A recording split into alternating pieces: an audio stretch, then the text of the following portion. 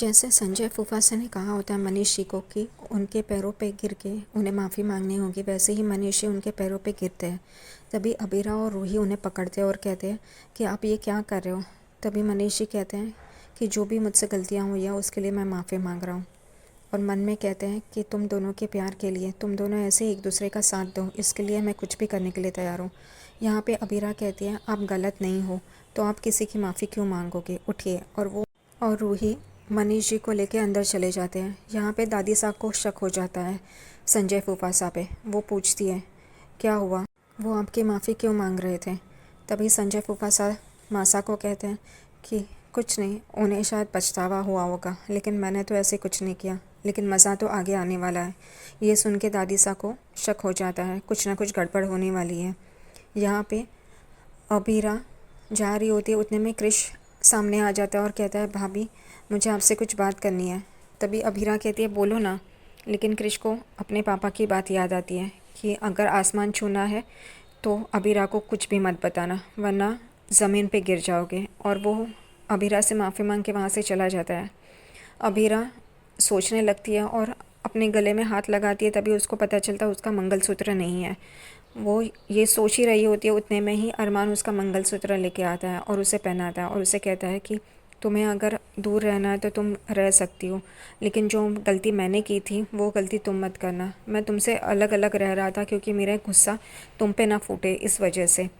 और वो वहाँ से जा रहा होता है, उतने में अबीरा उसका हाथ पकड़ती है और उसे कहती है कि हर चीज़ के लिए एक वक्त मुकर्रर होता है, टाइम दो, ठीक हो जाएगा सब कुछ। क्या हम दोनों एक साथ पूजा करें।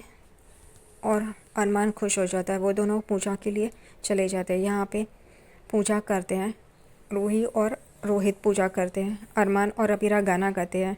अरमान माँ के लिए गाना गा रहा होता है, विद्या की आंखों में आंसू आ जाते हैं, उसे बुरा लग रहा होता है लेकिन वो अपने आप को संभाल लेती है। यहाँ पे मनीष जी भगवान से प्रार्थना कर रहे होते हैं, देवी से प्रार्थना कर रहे होते हैं कि रूही और अबीरा एक साथ यूं ही रहे, उनका सच बाहर ना आए करके। बस मैंने जो करना था कर लिया, अब आपके हाथों में है। यहाँ पे संजय फूफासा तो अपनी प्लानिंग शुरू कर देते हैं। यहाँ पे पूजा होने के बाद नाच गाना शुरू हो जाता है। अबीरा, अरमान और कोरस गैंग नाचती है। रूही को वो लोग बिठाते हैं क्योंकि वो वैसे भी प्रेग्नेंट है, वो नाच नहीं सकती। नाच गाना होने के बाद संजय फूफासा अपनी चाल खेलते हैं। वो एक तस्वीर दिखाते हैं जो पर्दे के पीछे रहती है। वो पर्दा हटाते हैं और तस्वीर दिखाते हैं। सब लोग वो तस्वीर देख के चौंक जाते हैं, ख़ास तौर पे मनीष जी, सुवर्णा जी और सुरेखा जी, क्योंकि उनको पता है वो दोनों कौन है। वो दोनों अबीरा और रूही की माँ रहती है, जो एक साथ उनकी फ़ोटो रहती है। यहाँ पे सब लोग ये तस्वीर देख के चौंक जाते हैं। रूही और अबीरा एक दूसरे को गले लगाए होते हैं, इसलिए वो पहले देखते नहीं हैं। जब वो देखते हैं तभी वो दोनों माँ करके पुकारती है। और यहाँ एक दूसरे को समझ में आता है कि ये फ़ोटो उन दोनों की माँ की है। सब लोग फैमिली वाले भी चौंक जाते हैं। यहाँ पे मनीष जी और उनकी फैमिली एकदम से चौंक जाते हैं, ख़ास तौर पे मनीष जी, क्योंकि उनको पता है अगर ये बात रूही को पता चल गई तो वो कैसे रिएक्ट करेगी इस वजह से। और वो संजय फूफासा को गुस्से से देख रहे होते, इतना सब कुछ होने के बाद भी उन्होंने ये सब किया है।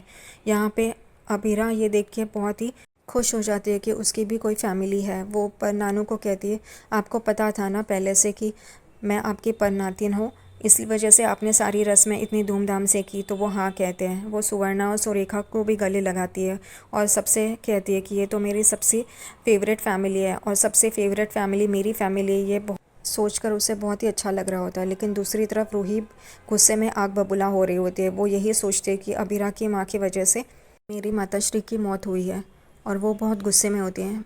बाकी सारी पोद्दार फैमिली बहुत ही खुश हो जाती है कि रूही और अबीरा बहनें हैं, उनको भी पता चल जाता है और वो खुश हो जाते हैं। यहाँ पे अबीरा जब रूही के गले लगने जाती है बहन करके, तभी रूही उसे धक्का मार देती है और कहती है तुम मेरी बहन नहीं हो, तुम उस इंसान की बेटी हो जिसने मेरी माँ को मारा था, तुम्हारी माँ मेरी माँ की कातिल है। और सब लोग चौंक जाते हैं, सब लोग एकदम हैरान हो जाते हैं। मनीष जी एकदम से परेशान हो जाते हैं अब क्या होगा करके, और रूही वहाँ से चली जाती है, भाग जाती है। और अबीरा उसे मनाने के लिए भाग रही होती है, उतने में ही अरमान उसे पकड़ लेता है। रोहित रूही के पीछे चला जाता है। अरमान अबीरा को कहता है कि अभी मत जाओ, अभी मत बोलो उससे कुछ भी, वो गुस्से में है। लेकिन अबीरा नहीं सुनती। अबीरा अरमान का हाथ छुड़ाती है और रूही के पीछे पीछे भागती है। ये देख के अरमान भी अबीरा के पीछे पीछे चला जाता है और मनीष जी और उनकी फैमिली एकदम टेंशन में आ जाती है। यहाँ दादी सा को भी पता चलता है कि संजय फूफासा ने कुछ न कुछ गड़बड़ की है। उन्हें शक होता है।